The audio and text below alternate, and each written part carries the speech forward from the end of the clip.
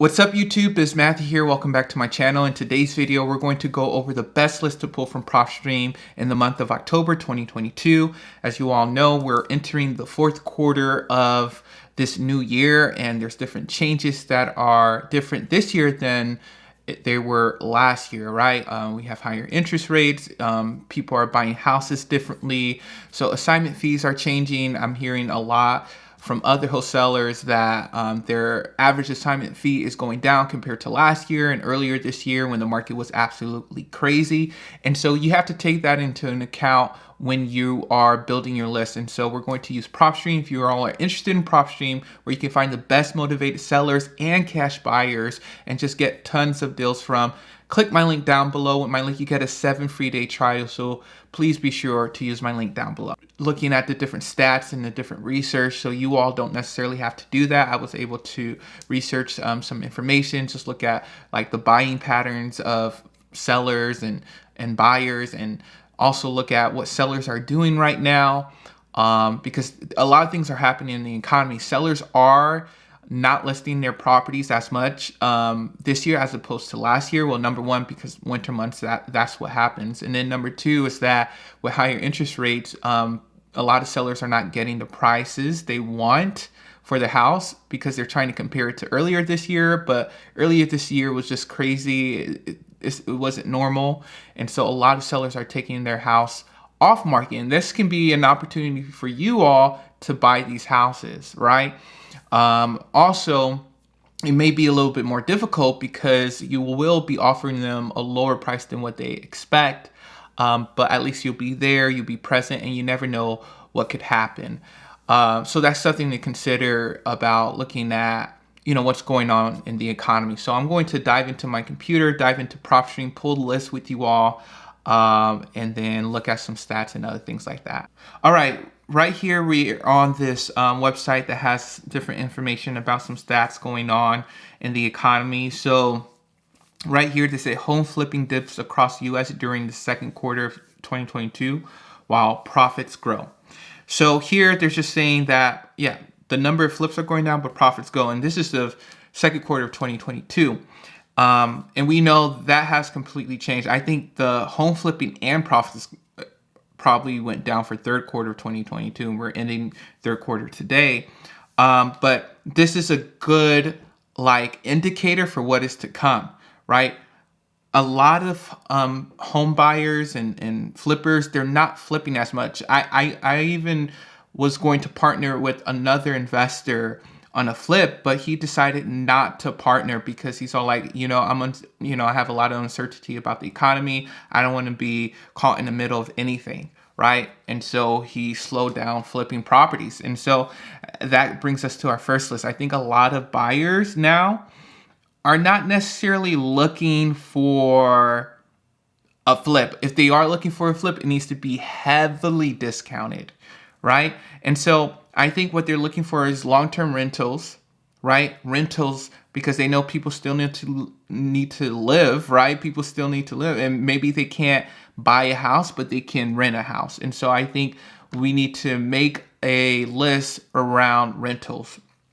And the way you do that, I think multifamilies is a big part of this market, the real estate market, that's going to continue to grow. Multifamily projects and developments have been increasing, and so I think multifamily is the way to go. So let's look for multifamilies that we can assign to our cash buyers. And so I'm in the city of Atlanta, and then I'm going to put it's a non-owner occupied. I could put the property characteristic as multifamily 2 to 4 or multifamily 5+, right? And then from there, what I would do is I would look at the ownership information. Let's say I want them to own it for at least 5 years, and for valuation and equity, I want them to own at least a minimum of 25%. And so there you go. So the reason why I chose these type of filters is because you want to contact an owner who owned the property for a while, who probably has some equity in it, most likely, because of the appreciation of the market. and yeah, and just target these people. And so you see in this list of Atlanta, there's 2,500 that you can easily target, because I know a lot of buyers are looking for rental properties. I think that's the way to go. And a lot of people, they're doing midterm rentals where they usually rent out to like travel jobs, travel employees, like travel nurses, or people who travel for their work and they have to stay for like 2 or 3 months at a certain location. You get higher rents and the turnovers are not as bad as Airbnb. So you kind of get the best of both worlds with midterm rentals. And so, yeah, that would be the first list. The second list is right here. So here, this article is just talking about how these main states, California, New Jersey, Illinois, again, dominate lists of vulnerable housing markets. All right. And so they just say continue to have the highest concentration of the most at-risk markets in the second quarter, with the biggest clusters in New York City and Chicago areas. Less exposed markets were scattered mainly across southern, northeastern, and midwestern states. And yeah, so essentially they find that these areas are very vulnerable, especially to what the Fed is doing. And these are states where home prices are really high. And so when there's a decline, it affects them more because it's a bigger dollar amount going down in value for those type of properties, right? And so they're more at risk. And so this is for my virtual wholesalers. Like, look for these states that are like this, that they're going to experience like double-digit percentage decrease in home values, like off the bat, like right away.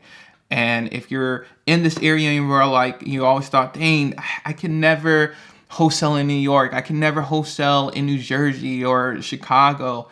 In Chicago, you need a license, but all of these things, you can do, right? And I think this would be the best opportunity to do it when the market is down, because these sellers and these buyers, they know their market, right? They know that, hey, I can't get this amount of money anymore for this property.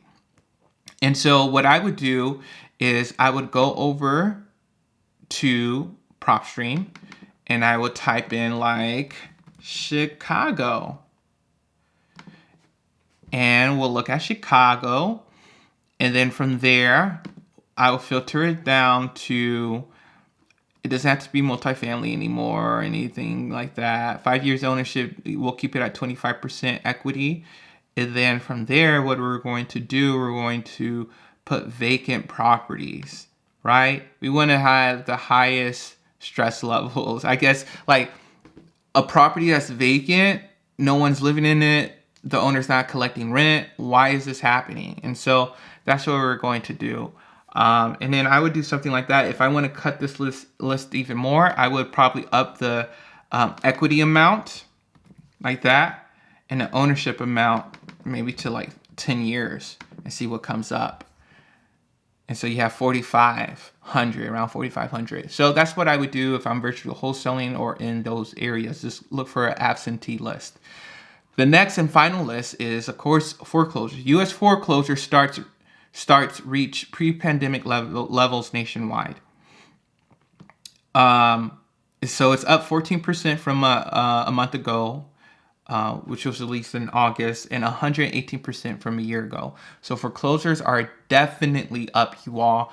As we all know, this was bound to happen, that foreclosures were going back to pre-pandemic levels. And so it seems like it's finally here. It says Illinois, Delaware, and South Carolina had the highest foreclosure rates. They in Illinois, and Chicago's in Illinois. They get hit a lot, man. It seems like, yeah. Because, yeah, they had this. Okay, so counties were considered more or less at risk based on the percentage of homes facing possible foreclosures, the portion with mortgage balances that exceed the estimated values. Okay, so this is how it's considered, I guess, a vulnerable housing market. When the mortgage balance exceeds the estimated property values, the percentage of average local wages required to pay for mortgage for major home ownership expenses on median home price. Yeah, and that makes sense. Just talking about the previous list we talked about. But let me go on and just finish about pre-foreclosures. Yeah, it's going up. States that had at least 100 foreclosure starts in August 2020 and saw the greatest monthly increases in foreclosures are all these states. Most of them are in the South. Crazy.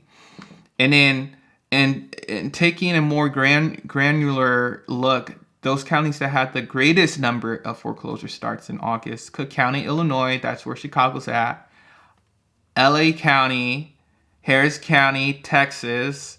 See, Texas is dropping, y'all. So you're seeing more of these. So what I would do is I would go here again. I wouldn't put occupancy status. I'll put any, and I'll actually put owner occupied any. And what I would go here, I would go to pre-foreclosures and I would put notice of default. So that means there is something here. So I'm going to see if I exclude foreclosures, what comes up. Boom. And you have your list of pre-foreclosures in Chicago. You can go after them. And Chicago showed up on both research and both stats. So yeah, so that's how you drill into Propstream and pull your list. Make sure if you all are interested in Propstream, check my link down below and sign up. It helps support this channel, make me, invest and make some awesome content. I have a pretty good video coming out soon, so stay tuned. All right, you all, hope you all enjoyed this video on the best list to pull from Propstream in October of 2022. Let me know down below which list you're going to target, or if you have any questions about Propstream or the different types of lists you should target. All right, talk to you all later.